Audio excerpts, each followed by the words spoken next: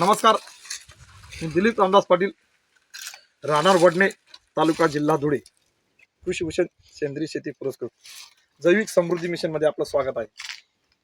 आजचा विशेष संदेश, नववर्षाची मराठी नववर्षाची सुरुवात होते. सर्वत्र एवढा उन्हाळा असून निसर्गाला मान्य असलेलं वर्ष आहे की हिरवळ जे नीम या वृक्षाने बहार धरला आहे, फुलाला धरला आहे.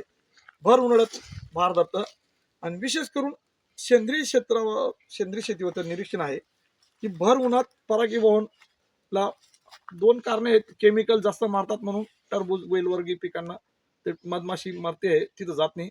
आणि इथं चौफेर केमिकल काही रासायनिक मारलेलं नाही की मधमाशीचे पोळे बघा. जवळजवळ या शेतात पेटी असेल, आंजणचं झाडं असतील, ते 7 ते 8 पोळे भर उन्हाळ्यात आहे. इथं या गुप्प्यात, मोगऱ्याच्या गुप्प्यात आहे.